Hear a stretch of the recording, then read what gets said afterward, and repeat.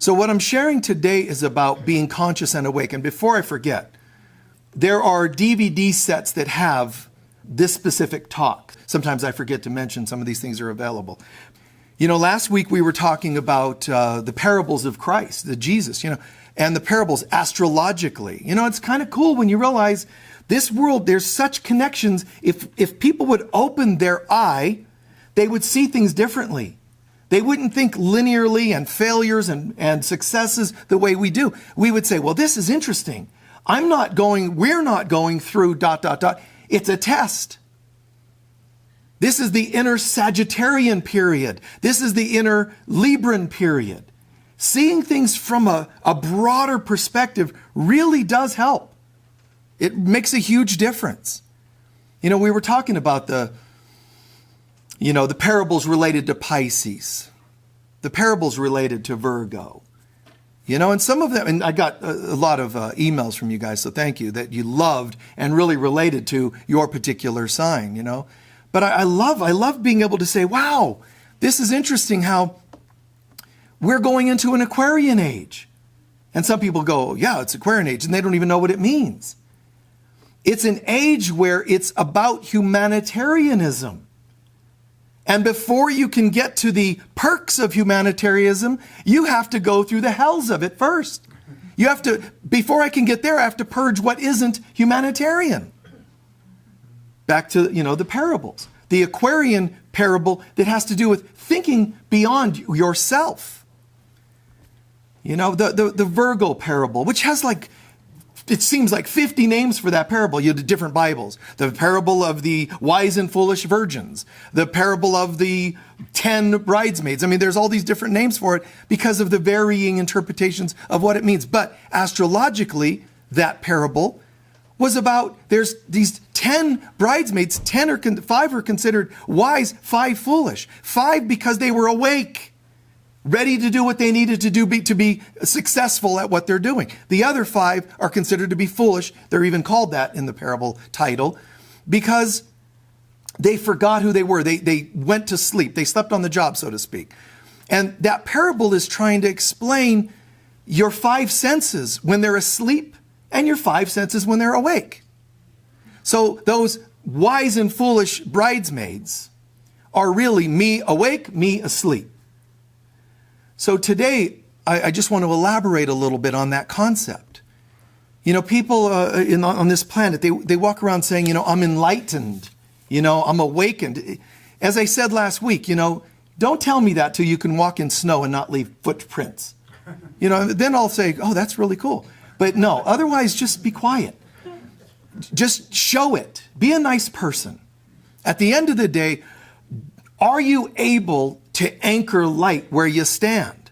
And some of us, well, you don't know where I live. You don't know who I'm living with. Well, foolish bridemaid, why did you marry them? Become a wise bridemaid, metaphorically. Be a wise one and say, I think I'm done with that lesson.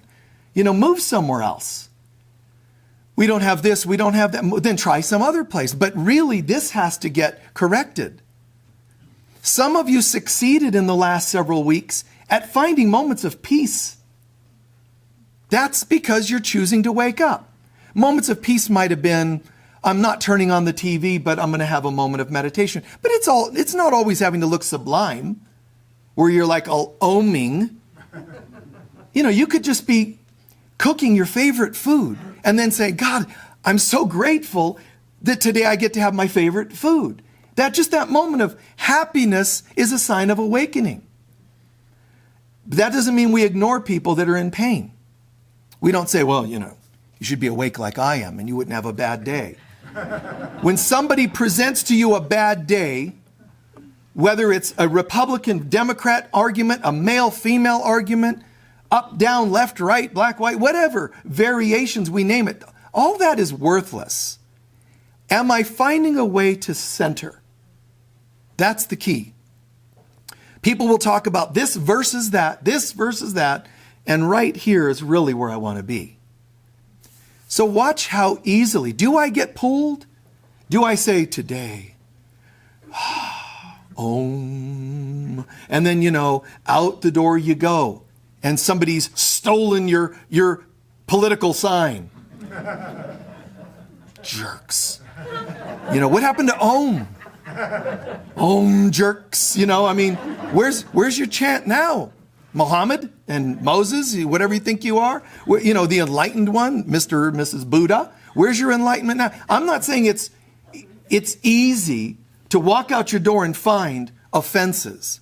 You get on the road and you might not even leave your driveway and somebody cuts you off. This world is set up like that.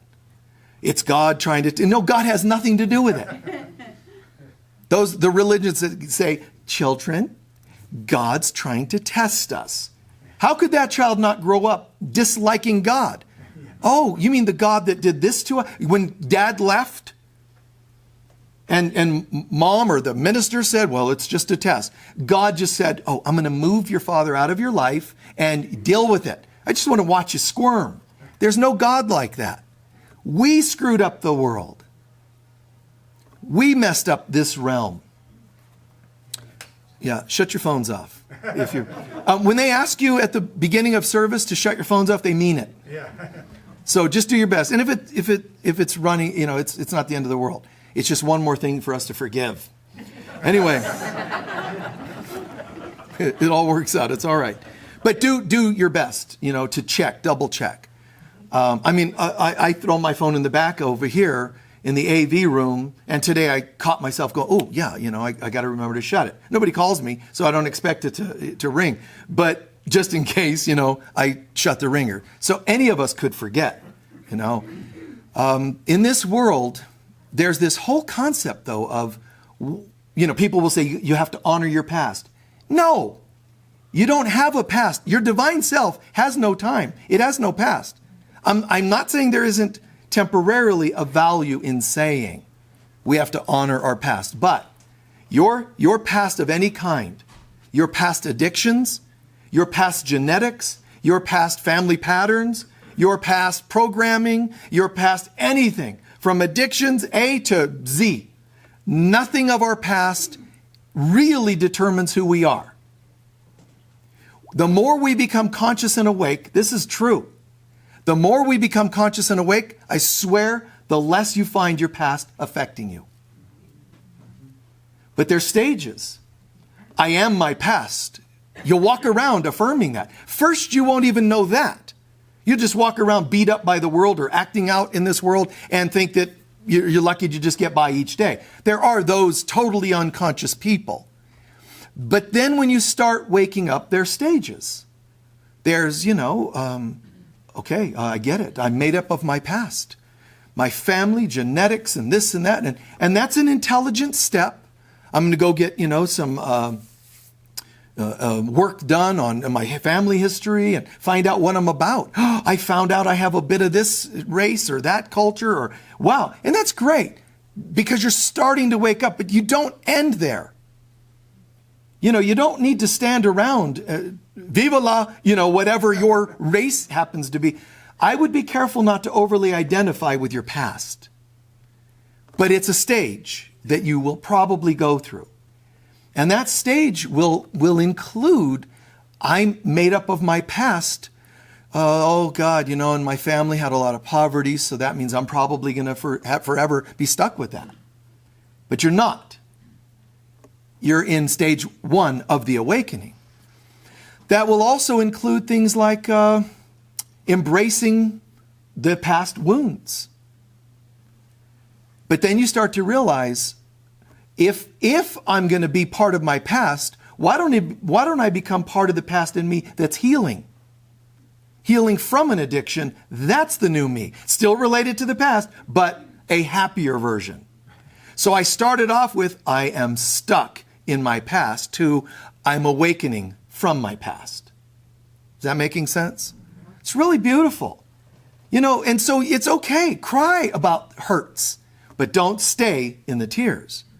But do cry if that's what's happening in the moment. Sigh, feel the addiction, feel the call, whatever it happens to be. But in a way, that's what fasting is about. It's a moment, fasting is a moment of saying, no more. Fasting isn't just, I think I'll go hungry for a few hours. Fasting means a cutting away of the old programs, whatever they happen to be. So I'm waking, I'm just awakening. This is great. But you don't just go from asleep to awake. You don't just go from, I'm totally made up of my past. The more you wake up, the past starts to fall away. That doesn't mean you diss it. That doesn't mean you tell other people, get over it. Guys, even if you're waking up and realizing the power of the past has no effect on you the way you once thought, don't shame other people for being in that place. That hurt is not helpful at all. When they say, I'm an addict and I got this from my parents and I inherited, and hear them and just hold their hand.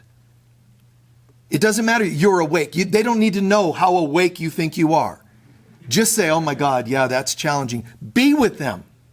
When you meet people living in the past, but you're maintaining being in the moment, the past starts to disappear for them too. Why? Because we're one.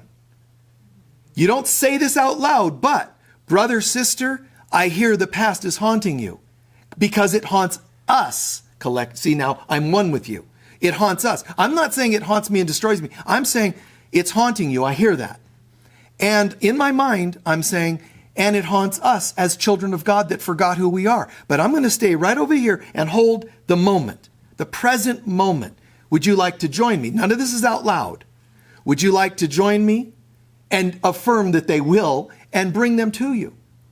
All of that is not said out loud. All of that is held as a knowing.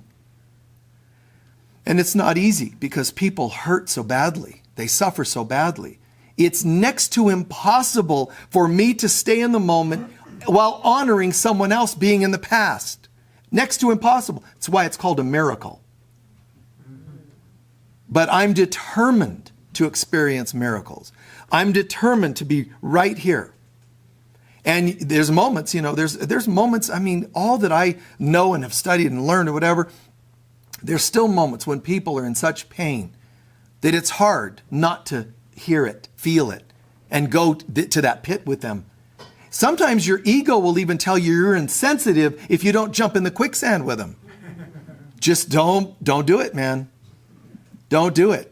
Because when your ego tempts you to think that, to feel that, to say that, catch yourself and say, and what good would it be when we're both sinking? Take a breath. Find center again. How can I be helpful right now? In your mind, you say that. Sometimes that line can be verbalized. Well, how can I help you now? That's a way of sending you a message. I hear you're going there. How about here and now? The whole concept of be here now is a real strange one for people. They get it real twisted around like many spiritual notions or concepts. People really don't understand what it means. Be here now doesn't mean if it's 12 o'clock noon. 12 o'clock noon is no holier than 12:01. So time on the clock has nothing to do with be here now. It's a state of consciousness where you say, the past and the future don't have any effect on me. So why is now so valuable if it's not the moment on the clock? All that now really means is now when I exercise my will to change my mind about the past or the future having a power over me, the moment any moment on the clock that I exercise my will to come back, to wake up, to become conscious is holy. It isn't the time, it's the choice that's holy. Be here now means no. The fears of the future will not oppress me. The hurts from the past will not control me. Now that's easily said, but it keeps happening. In 1 minute you could have a really great hour. Then you turn on the TV. Or you go outside, or whatever else it might be. And these things, they really haunt us. But I am not the sum total of my past. And many, even positive thinkers, teachers out there, even big named spiritual leaders, you are the sum total of your past. And they'll talk about this like it's a compliment. That should only be depressing when you hear that. Oh, geez, you're kidding. For various reasons, but I am not the sum total of my past. My past had this, whatever. Even childhood, even past lives. If I have oppressions and hurts and patterns from other lifetimes, when I'm conscious and awake, they have less effect. Now, Krishna explains in the Gita, Krishna explains to Arjuna, one difference between us, Arjuna, is I remember all my lifetimes. So when you're awake, you're not remembering because they're oppressing you. You're just awake and you're going, yeah, I see it. I got it. So you can still have past lives or childhood issues, memories from the past. You can still have them and be awake and conscious. It's how it affects you. One is saying if there is a memory, a feeling, of whatever, I'm going to bring it to now, learn from it, and become more awake. Everything feeds my awakening. If you ever have a memory from the past, or a fear of the future for that matter, if you ever have anything from the past, a genetic something, a memory, a past life, whatever it is, that does the opposite and makes you go to sleep, makes you forget your power, it's not being used properly. So the same past life memory, childhood memory, I can make for good or ill. If it hits me, limits me, controls me, it's not being used well. On the other hand, if I get it and go, oh, wow, I remember that. That shows up in my life now and then. That's a pattern. What can I do with it? What can I learn from that? Is that God's will? No. How can I extract God's will from it? Well, here's what I can learn. Got it. Breathe that in. The other drop. No different than foods. Ingest, integrate, as we call it, assimilate. Integrate and assimilate and eliminate what you don't need. And if even biological things, these bodies, if they did that process perfectly, ingesting the right things, integrating the right things, and eliminating the right things, the body would live for hundreds or thousands of years. Just that little change. Well, think about what it does with us or for us spiritually. We've got to say, I'm awake. Yes, I remember that. How can that apply to me today? I'm choosing to be, and I call this conscious and awake, so that we understand. When Buddha was asked, are you the Christ? I'm awake, is what he said. Those words, it means I woke up. Woke up from what? There's a spell that people are living in, a spell. And one of the things the ego uses, the part of us, when I say the ego, the part of us that is being rebellious and doesn't want to remember who we are. See, we're not evolving, we're remembering. You can't perfect divinity. It is already perfection. So we don't learn, evolve. There's old systems, the Hindu system. There's old systems that go back to the beginning of spiritual beliefs on this planet that still made and make the mistake of saying, it's all an intelligent process. After just trillions of years, humans are going to become divine. And thank God, Buddha, who said, I'm awake, all he really said was, I don't have that kind of time. Buddha was saying, I'm paraphrasing, but he was saying, I'm not interested in waiting billions of years.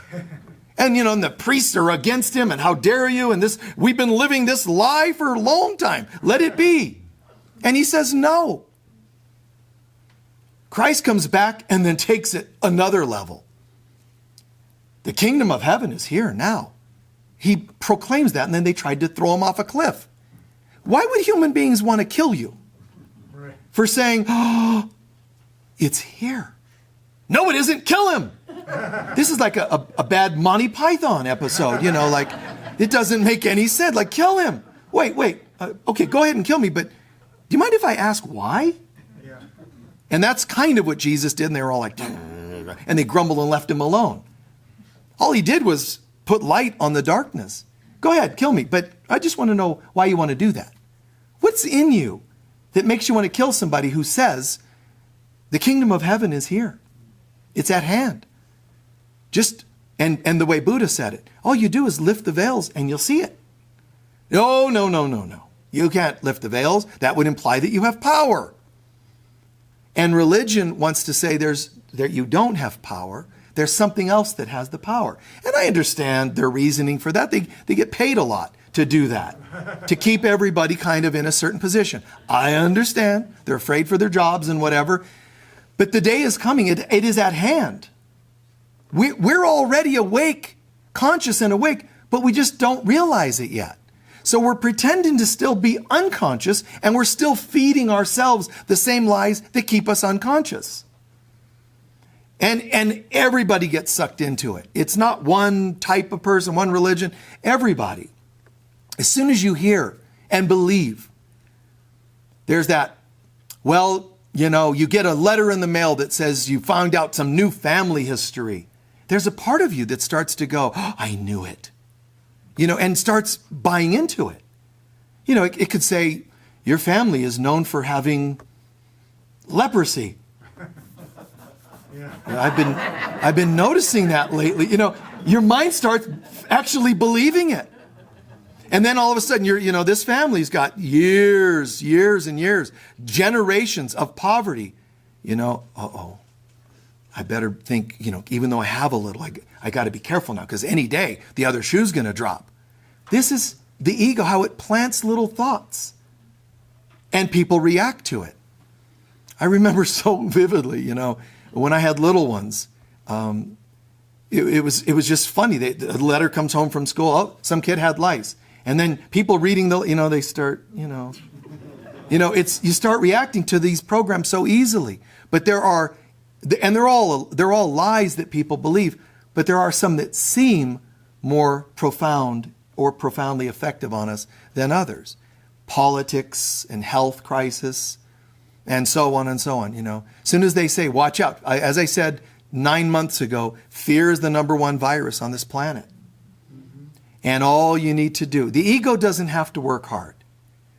As much as it seems like the human ego, or evil, whatever you want to call it, is this force that's working very diligently to keep people messed up, all it has to do is whisper boo, and people move to it. It barely has to do anything. Just every so often, ka-choo, and people will react to it.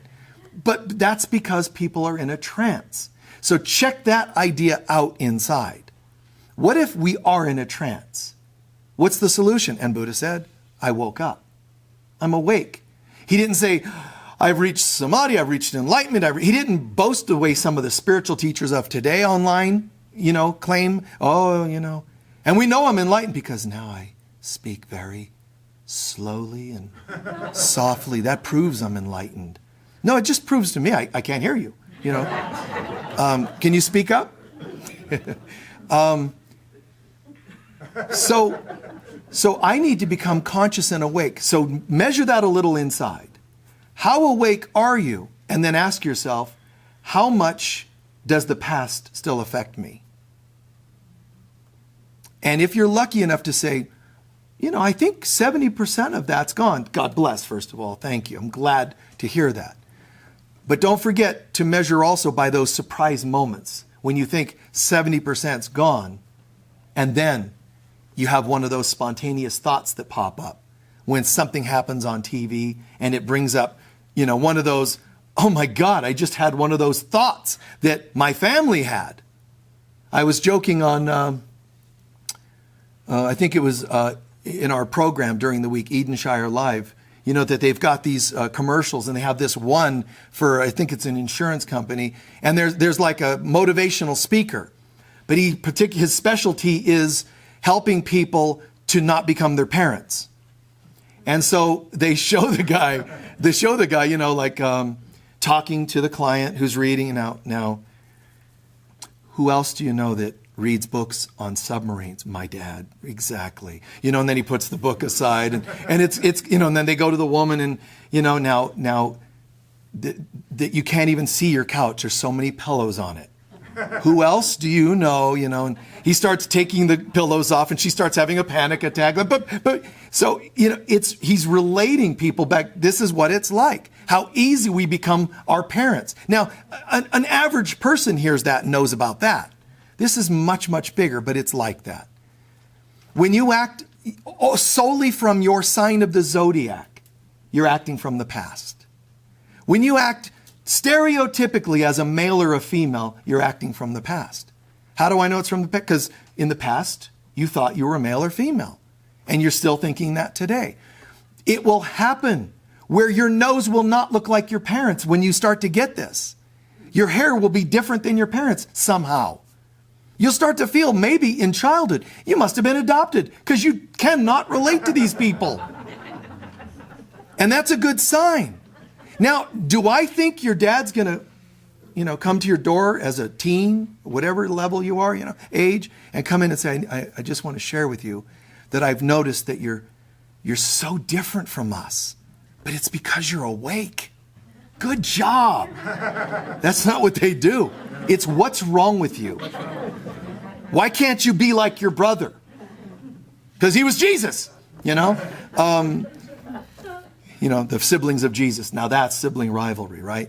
But just imagine, that's not the way this world addresses it or treats people when they have that awakening.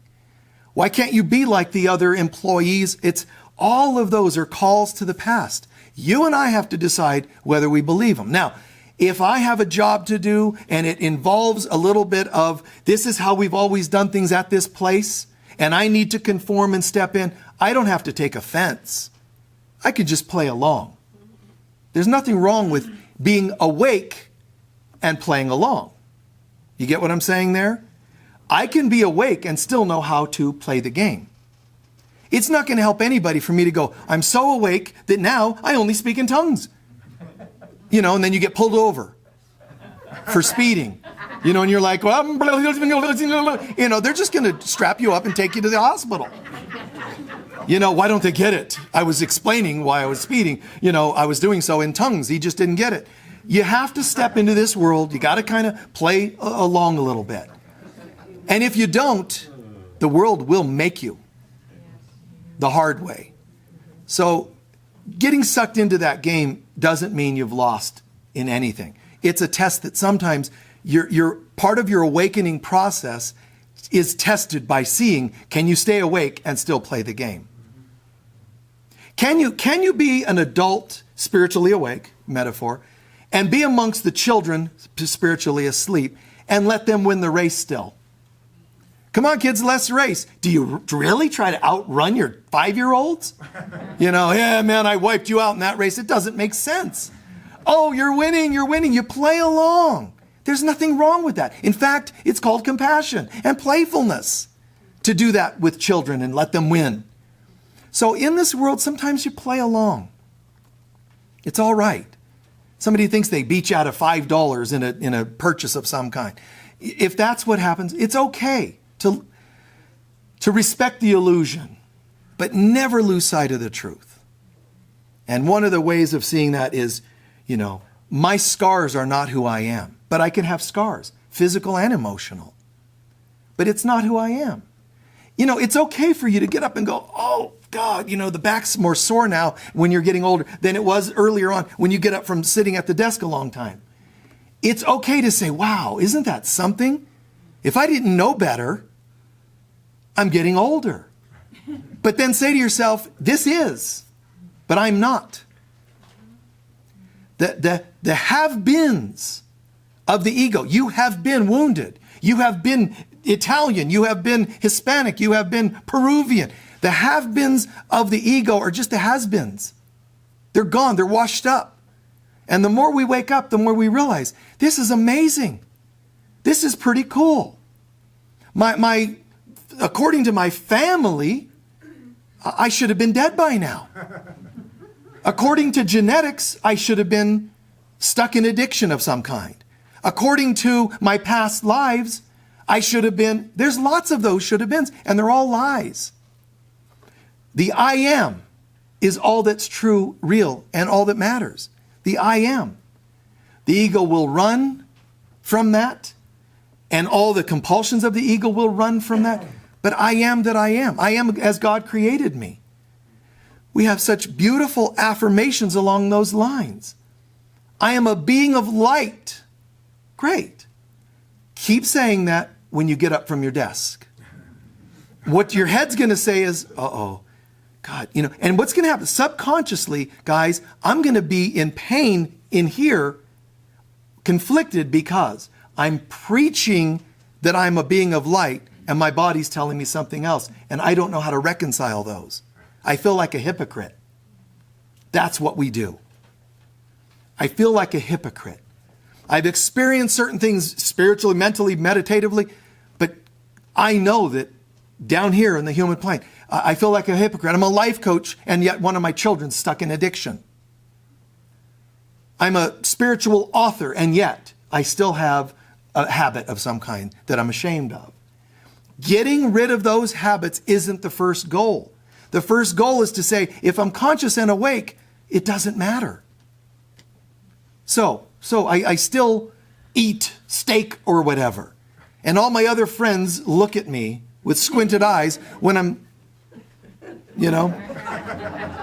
we're supposed to just be doing salad, and your job is, how can I be at peace around this? Our job is to hold the present, not find it, hold it. To be the present, to be the presence of God. There's no coincidence that the present and presence are sounding so similar. This is, being in the moment means holding the presence of God. And I need to learn how to do that in every moment. Not, I need to perfect myself so I can get there. See, then you're still working. It's, I need to be there even though I mess up sometimes. And that's the piece people don't get. If there's any such thing as a shortcut to enlightenment, it's to accept yourself. To accept the knowing that I am as God created. I'm a holy being, but accepting it. Isn't that funny that I still do this? The more I hold this presence, I swear, the more these things fall away on their own.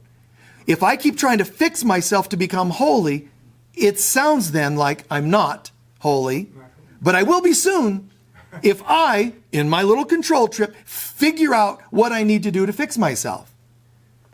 I need teeth whitener. And then I'm going to be more holy. If only my teeth were straighter. Then I'm spiritual. If only. Oh, I looked and I found out measuring, one ear's higher than the other by a fraction of an inch, a 16th. I need to have it cut off, brought up, and pasted back on. You cannot find perfection in a world that's destroyed by the ego. The perfection is something that we achieve through acceptance of our being conscious and awake, which is, even when I said those words, my voice started slowing down, I just noticed. You see? Because I said, it's about being conscious and awake. It's about being conscious and awake. No, it's conscious and awake because it's a state of being. Even saying the words seems so reverent that I slowed down to say them. It's a great scene, The Last Samurai movie, a great scene where the Japanese guy, the leader of the samurai that are trying to fight off the invading forces coming into their country. And there's a great scene as he's passing away. Yes, he does. Sorry about that, letting you know the end. But when he's killed at the end, spoiler alert, it's good. You deserve it. So listen, you deserve to know the outcome of this. Here he is dying, and one of the emphasis made by the narrator of the movie is the Japanese people. They're so into finding perfection, the pursuit of perfection, and in everything they do. So he was in awe of this. Well, at the end of the movie, when this leader is dying, he's collapsing, and all of a sudden his face glows, and he says, "They're all perfect." He was talking about every flower blossoming on the apple blossoms or whatever, that they're all perfect. In other words, as he was shifting consciousness, going into higher dimensions, fading out of this realm, he found the perfection. Now, you and I don't have to be samurai nor dying. We're being asked, can you do that? Can you? And I do this quite often. I sit in my backyard and close my eyes, and a line out of a movie, they are all perfect. And just close my eyes and imagine, a squirrel coming to screw up my bird feeders again. You are all perfect. Just it's a different state of mind. A great philosopher from long ago was asked, can you show me, teach me like some really amazing insights as a conqueror, show me something really profound. And this philosopher hands him a grain of wheat. And he's like, you're an idiot. Like, you just don't get it. I'm asking for wisdom. And he was trying to say, it's in all things, but you don't see it. A blade of grass, an apple blossom. It's in all things, but people can't see it. How do I see it? You can't if you're still controlled by the past. Which is why the number one tool, and really the only tool, to remedy for this is forgiveness. So if I believe my genetics affect me, my family affects me, don't blame them, but forgive them for being ill in a certain way, limited in a certain way. But then also forgive yourself for thinking you were part of that. Because you were not. Your being in a family unit with certain programs is your lesson. Yes, they may have contributed. Forgive them. They know not what they do. Your job was not to get to death, go to the other side, and tell heaven how you would have been a better person had you had different genetics. It's supposed to be, oh my God, I totally got it. This was hilarious. I was in this body and thinking, and my body, and I'm going to have wrinkles when my mother had wrinkles, and I'll have weight when my family had, I'll lose my hair when they, and so on and so on. Diseases. It's like, why do you live? Then parents should just print things out and just give them to their children. You're going to be dead by 70 or 60 or whatever. You're going to have this illness all your life and so on. Why don't they just do that? Because there's something called free will. And your will is only free when it's forgiving will. The will to forgive. Will to forgive means I am determined, not I will possibly forgive somebody. It means that is my determination. There is no other option. I'm insistent to be a forgiving being. And I'll forgive others, and then I start to realize it's forgiving myself. And be able to look in the mirror and say, oh my God, I still ended up looking like somebody, mother or whomever, and to be able to say, and I got to get back to peace about that. Don't get sucked into the reaction. You're going to have the thoughts, but you don't have to have the reactions. So find a way to be at peace with it. Find a way to basically retire all of that. As we get back in the moment, that's where there's something called being versus doing. I'm going to do all these things to not be like my parents, but you're still doing, so you're not conscious and awake. Being means, and I found a place inside where I'm okay, despite what seems to be. That means you're starting to become conscious and awake. How could it be? Because I'm still seeming like my mom or dad. Because it's the first step to being conscious and awake. To know that I feel a certain way and to not let it have a reaction inside of myself. To not shift into doing.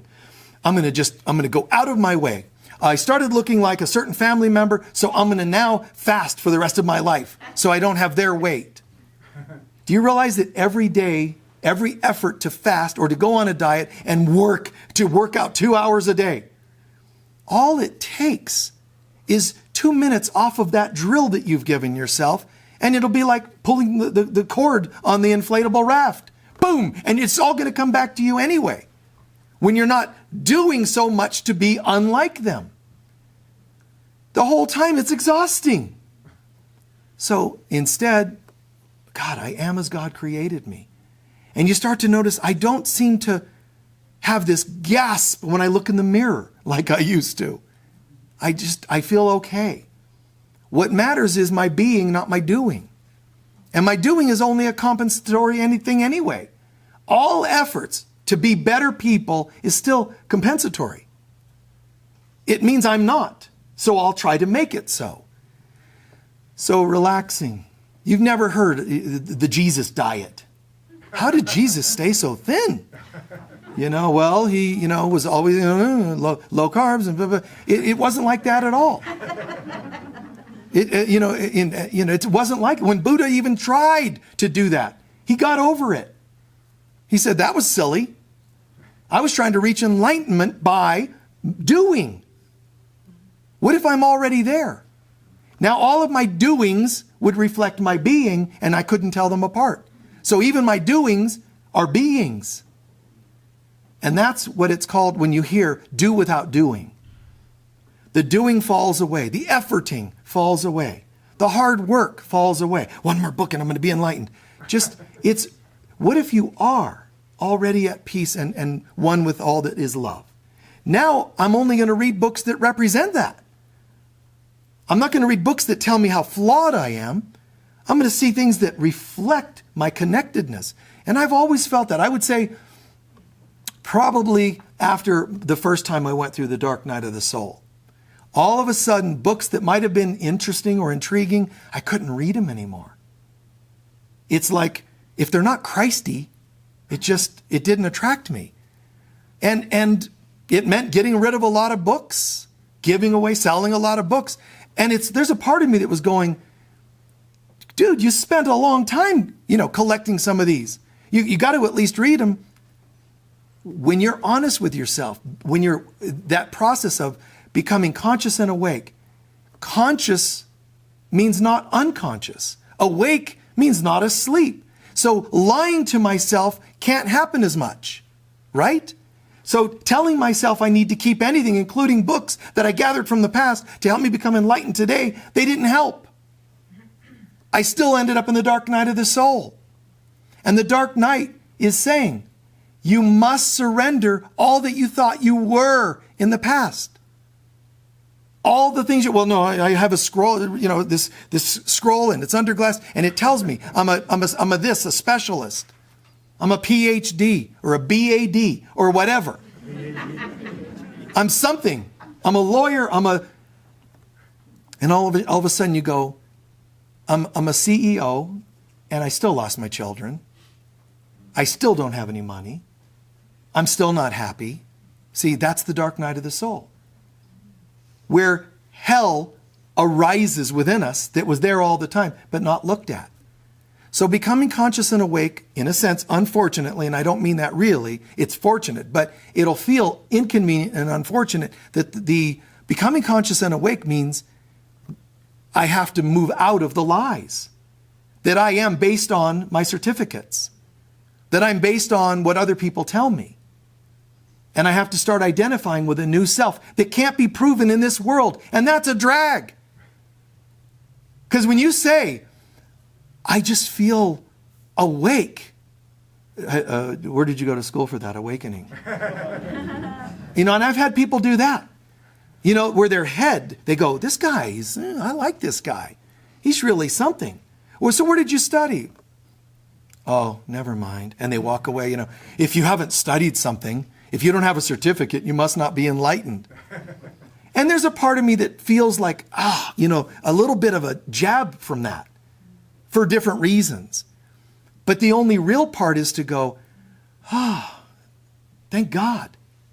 One less person with illusionary cords stuck into my being.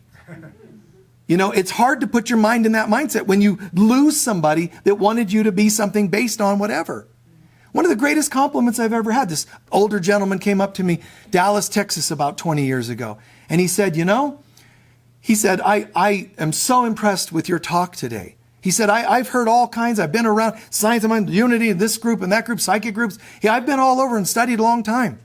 He said, and the only person that you remind me of is Yogananda. And I was like, wow.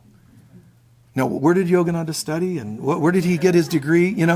See, this is beingness.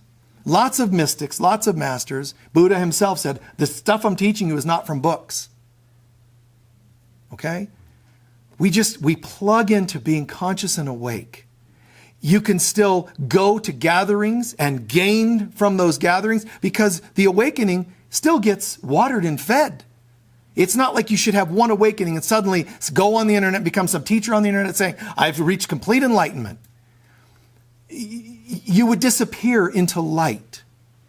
If you still have a body, it's still okay to water and feed that awakening that you've experienced. So let it keep coming on. There are moments when I just think, oh my God, something's happening that's so profound, so brilliant. There are moments like that where I just go, I could just go right now. And it's an amazing feeling. It's blissful, but it's also like being absorbed in something that the human self doesn't understand. And it can feel intimidating.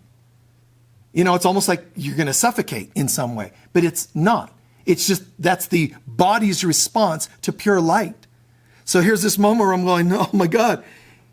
And do your best to breathe through those moments and do your best to then integrate that experience. Even if you had a near-death experience and you saw angels and light beings on the other side, if you're back here, there's something for you to do.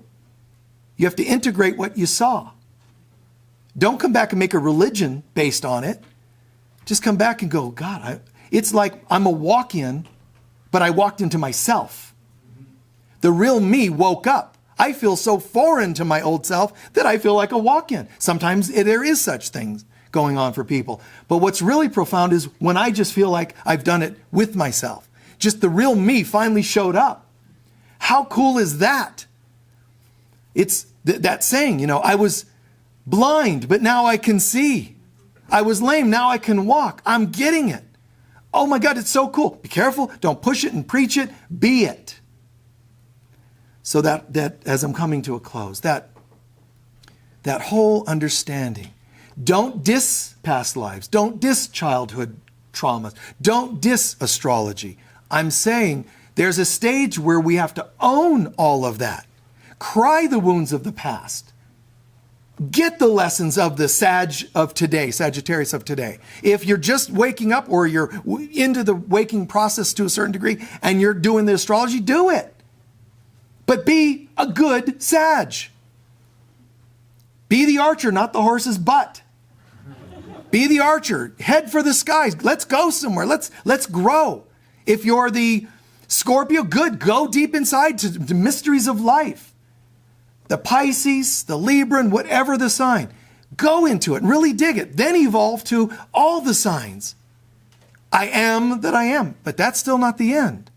There's one more level beyond that is and beyond those.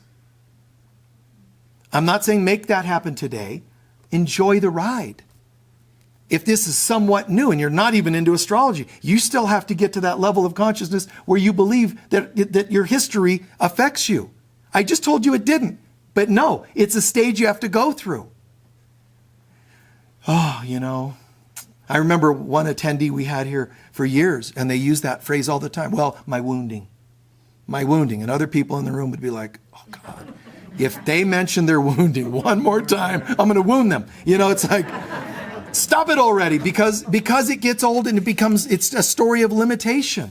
You're not that limitation. You're not that wounding, but it's right that people go through that. So just respect them where they're at. Astrology, childhood, past lives. Some of us go, I wish I knew my past lives. You do. You just don't know it. When you react to somebody taking things from you, sometimes that's past life stuff. The Akashic records aren't just something you read, you're living it. The very stature of my body is the sum total of my past. And the more I identify with my past lives or my family history, the more it is going to have an effect even on this body. Believe it or not.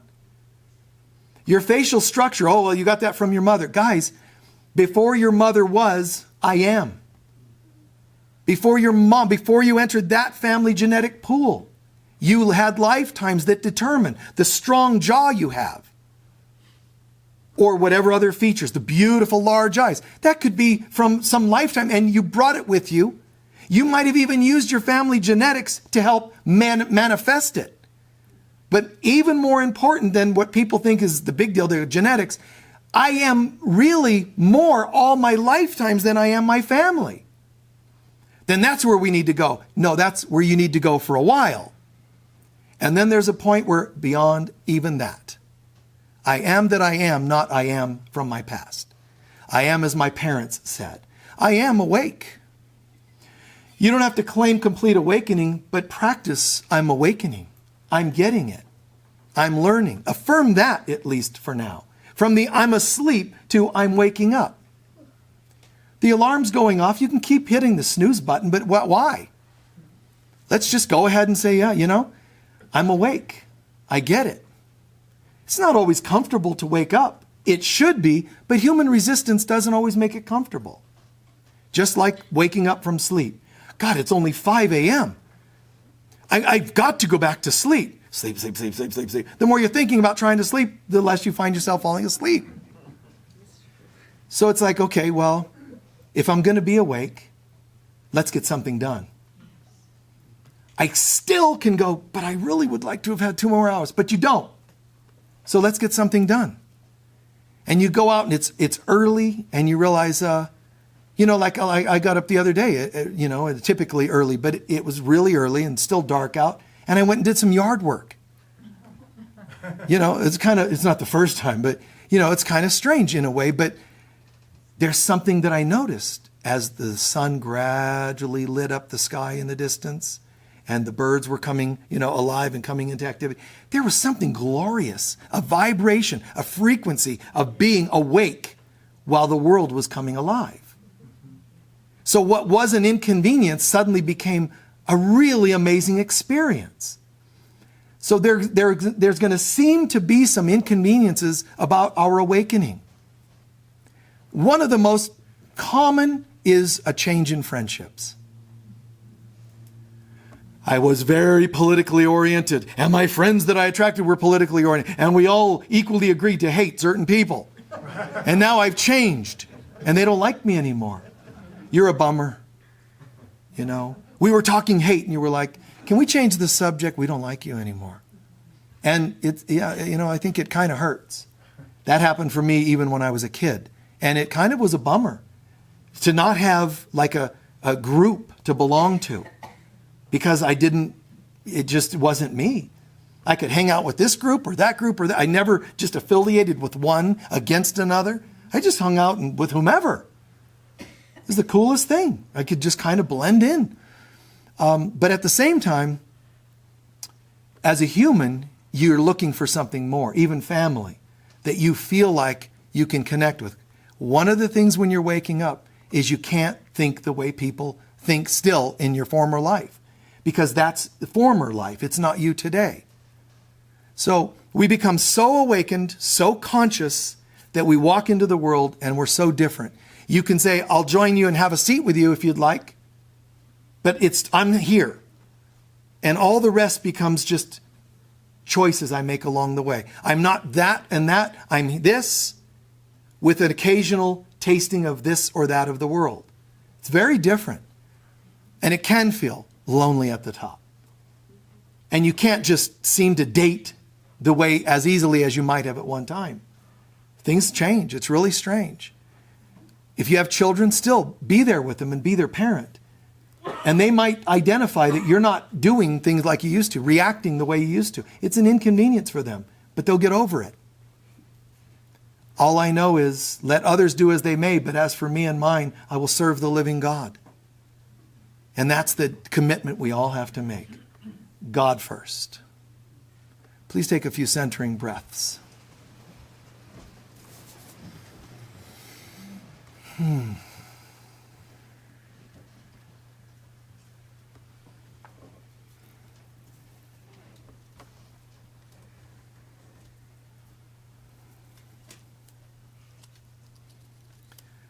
Centering.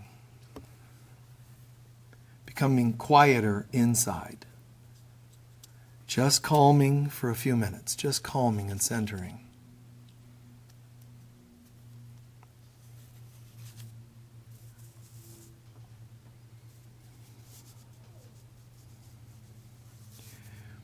Be here now. Be conscious and awake. So let's for a moment with each breath hear the words, I am.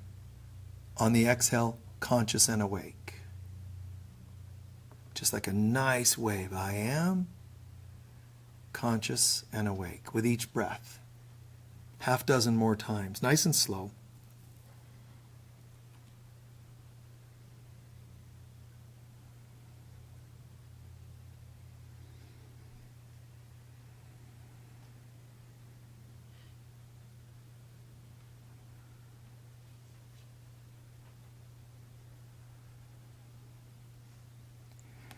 Now imagine holding that consciousness. You're being that consciousness. And then just kind of look over your life. Let's say the last week or weeks or months of your life. Just let the Holy Spirit of God, let the Mother, the Divine Mother, help you in this process to see, are there any times in your life, the last several weeks, where the I am conscious and awake was forgotten? What kinds of things can pull you off? Was it an ache in the body? Was it an aging? Was it a verbal attack from somebody? Where did you ever doubt yourself in the last weeks?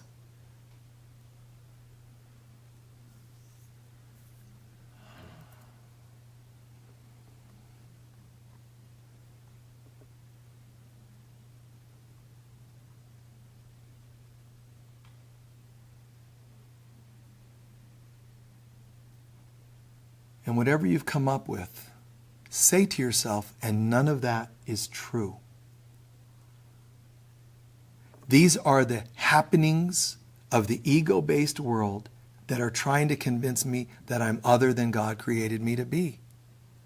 Don't fight them. Just simply say they're not true. Because they're not.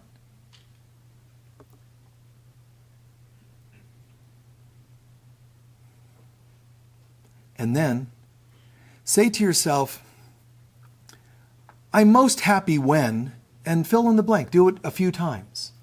I'm most happy when I have a lot of money. I'm most happy when I'm being heard. I'm most happy when I feel appreciated. Try those kinds of things. I'm most happy when, and fill in the blank.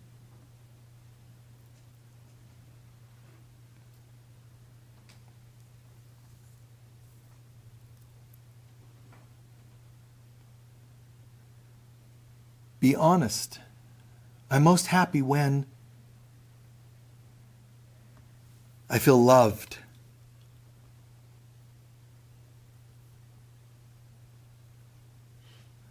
And then just simply accept the truth, which is lowercase t. None of these things are true. They're what seems to be. So what you were really saying is, I'm most happy, and you filled in the blank. Try to imagine, here's what you were really saying. I'm most happy when I'm not conscious and awake. Because if you thought anything of this world gives you consciousness and an awakening, peace, happiness, love, fullness, it's not true. Which means you're subconsciously saying, I'm happiest when I'm unconscious and asleep. Does that feel okay? It's not the truth of God. So let that help you just say, it's time to retire this.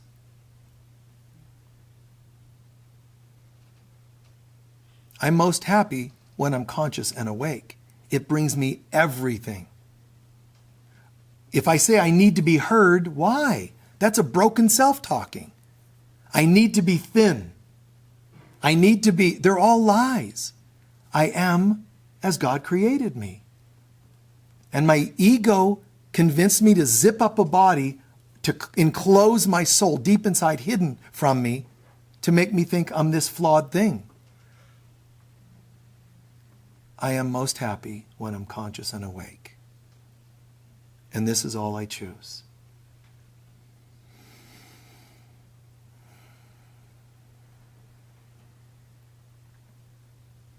And so it is.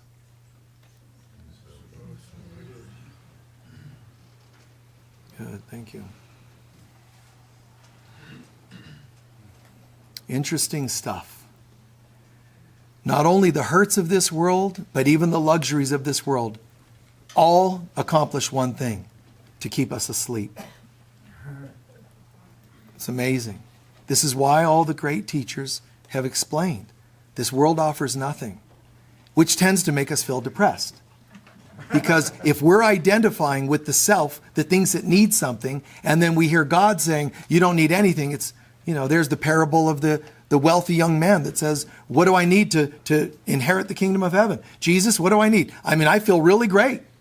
My relations feel good. Finances feel good. What do I need? And Jesus knew he was attached to the wealth. So he said, give up your wealth. And then some people today think that that's what Christ wants us to do, is give up things that are good. It's your attachments that he was going after. So this world, whether I'm attached to addiction and inner child pains, and there are people that swear by it. Well, we are the sum total of our past. I have to recognize I'm made up of my family stuff and my wounds. Geez Louise, man. Seriously? Who would want to be in that body? You're not. But you have to go through that to get to the real self. Okay? Denying your past doesn't mean you're enlightened. You'll start with denying anything matters of the past. That's just denial. Then you'll come to, oh God, it does matter. And I'm hurt and I'm sad and I'm scared. And you'll go through that. Then you'll, and I'm a Sagittarius and, and happier phase to, oh my God, I am that I am. And none of this has power. It could still happen. You were still born under a certain astrological sign, but you've changed how it affects you. Do that with the grace of God rather than through your own efforts. Try to remember that. All right, thank you, folks. First, a sense of gratitude for anything we've gained from today. Anything learned, heard, felt, experienced for our betterment. Just soak it in. So nice. So many other places I could have chosen to be today, and yet I heard the voice of God calling me to be here, now. Somehow perfectly, the talk, the person I sat next to, the exact frequency in the room and beyond to people's living rooms is exactly right, because something wonderful is happening today. My learning, my expanding, my remembering. And I'm grateful. The light of God surrounds us. We are the light of God. The love of God enfolds us. We are the love of God. The power of God protects us. We are the power of God. And the presence of God watches over us. We are the presence of God. Wherever we are, God is, I am, we are, and so it is. God bless you all. Thanks for being with us. See you soon. Bye-bye.